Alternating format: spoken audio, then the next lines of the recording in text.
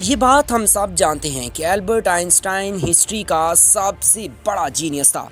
Genius के वो अकेला ही हजारों साइंटिस्ट से ज़्यादा दिमाग रखता था।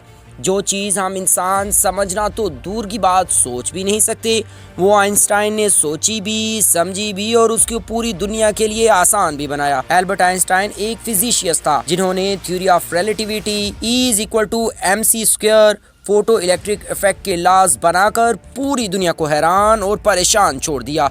इसकी वजह से ही उनको नोबेल प्राइज से भी नवाजा गया।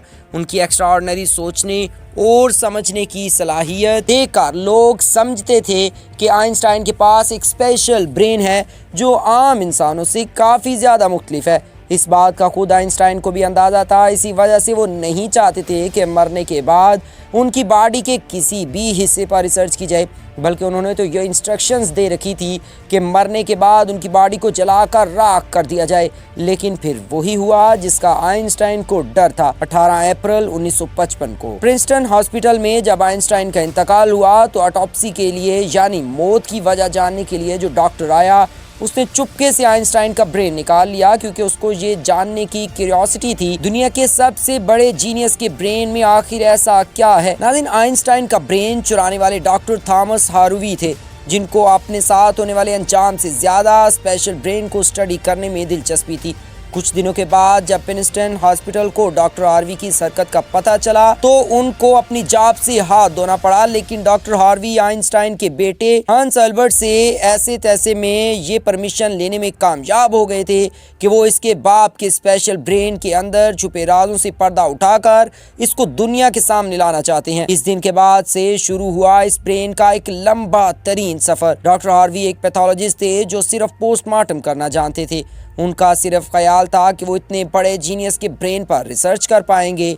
अब कंडीशन ये थी कि डॉक्टर हार्वी प्रिंसटन हॉस्पिटल के जॉब से भी हाथ धो बैठे थे और अपनी पैथोलॉजिस्ट का ओहदा भी आइंस्टाइन का ब्रेन जो पहले ही डॉक्टर हार्वी प्रिजर्व कर चुके थे वो इसको लेकर पेंसिल्वेनिया के शहर फिलाडेल्फिया ले गए, जहां उन्होंने ब्रेन की कई फोटोज ली और फिर इसको 240 छोटे छोटे पीसीज में काट कर हर पीस को अलग अलग जार में प्रिजर्व कर दिया और अपनी बेसमेंट में छुपा दिया।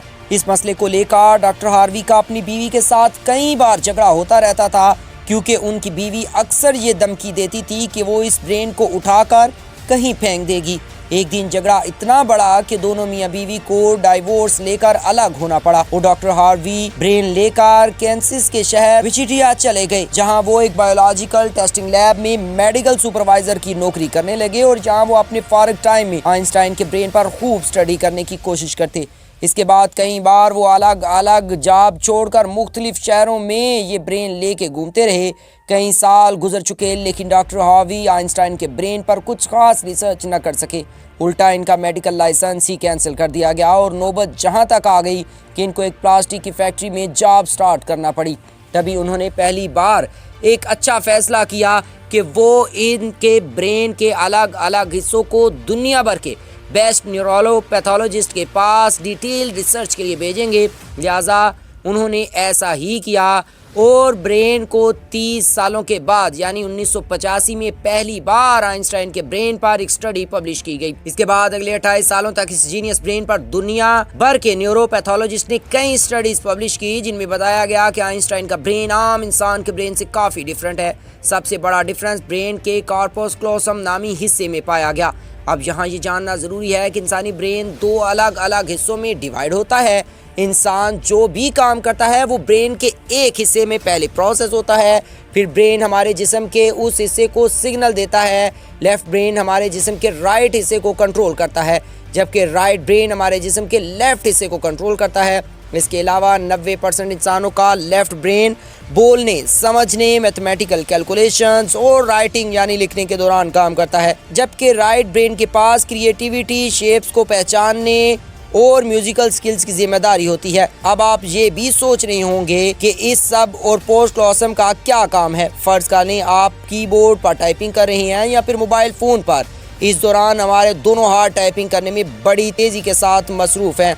कुछ अल्फाबेट्स हमारा सीधा हाथ टाइप करता है तो कुछ उल्टा हाथ। टाइपिंग के दौरान आपके लेफ्ट हैंड ने अपना राइट हैंड इस्तेमाल करने की कोशिश की और गलती कर दी तो आपका राइट हैंड लेफ्ट की गलती को दुरुस्त करेगा। इनका कार्पस क्लोसम आम इंसानों के मुकाबले में कुछ ज़्यादा ही बड़ा था, यानी उनका लेफ्ट और राइट ब्रेन का आपस में बहुत स्ट्रॉन्ग कनेक्शन था, जिसकी वजह से आइंस्टाइन एक ही वक्त में काफ़ी कम्प्लेक्स प्रॉब्लम और सिचुएशन को इमेजिन कर सकते थे।